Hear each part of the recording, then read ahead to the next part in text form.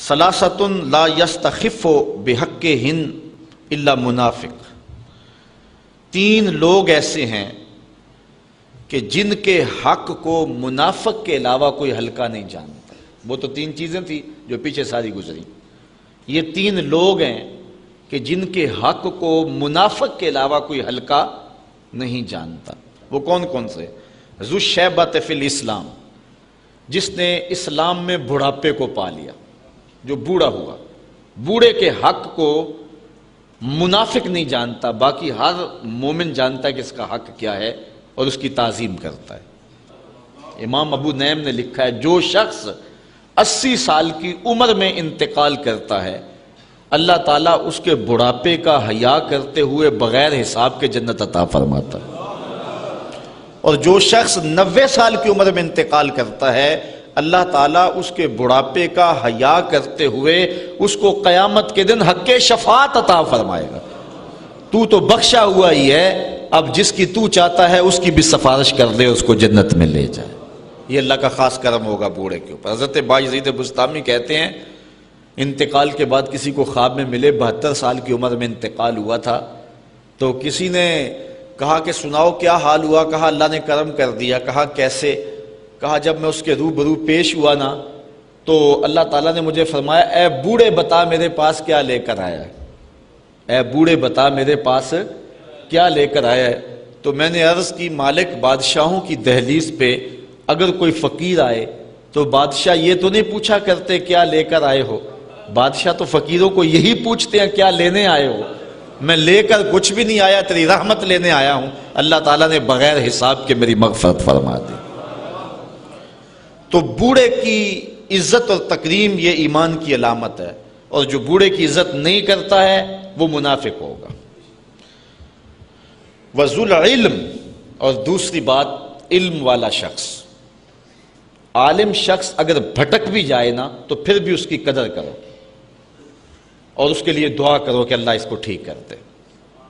تو علم والے کی قدر بھی جو ہے وہ مومن کرتا ہے۔ منافق عالم کا گستاخ ہوتا ہے، یہ بات آپ کو بتاؤں، جو منافقانہ روش رکھتا ہوتا ہے اس کے سینے میں عالم کے لیے قدر نہیں ہوتی ہے۔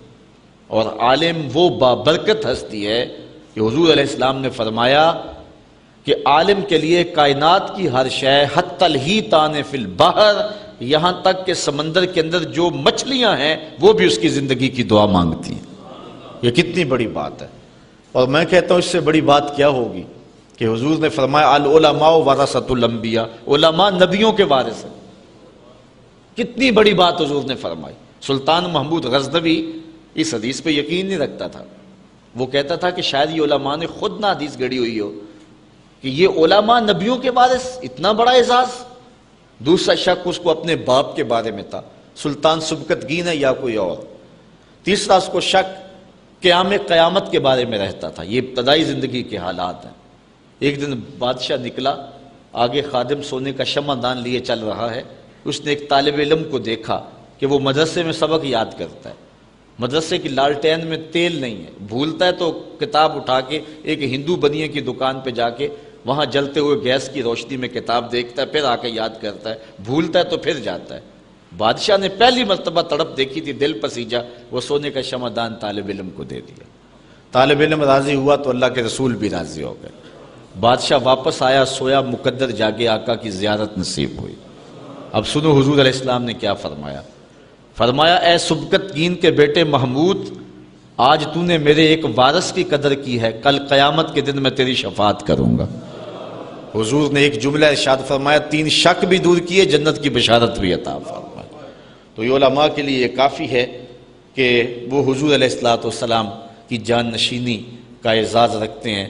حضرت مولا کائنات سیدنا علی المرتضیٰ رضی اللہ تعالیٰ عنہ فرماتے ہیں کہ ہم جبار کی تقسیم پہ راضی ہیں، اس نے ہمیں علم دیا اور جاہلوں کو مال دیا۔ مال جو ہے یہ فرعون اور نمرود کی وراثت ہے، اور علم انبیاء کی وراثت ہے۔ تو جو ہوگا منافق وہ عالم کی قدر نہیں کرے گا۔ وَإِمَامٌ مُقْسِطٌ، اور تیسرا شخص جس کی منافق عزت نہیں کرتا وہ عادل حکمران ہے، امام مقسط ہے، عادل قاضی ہے۔ تو عادل قاضی کو علماء نے لکھا ہے الانحناء للسلطان اور لغیرہ مکروہ، کہ بادشاہ کے سامنے یا کسی اور کے سامنے جھکنا ممنوع ہے، اور ان کے ہاتھ چومنا بادشاہوں کے حکمرانوں کے یہ بھی ممنوع ہے۔ لیکن اگر کوئی عادل حکمران ہو جو عدل و انصاف سے دھرتی میں امن قائم کرے تو اس کا اگر ہاتھ چوم لیا جائے محبت سے تو یہ کراہت نہیں ہوگی، کیونکہ وہ بھی اللہ تعالیٰ جل شانہ کی ایک عطا ہے جو انسانیت کو عطا کی گئی ہے۔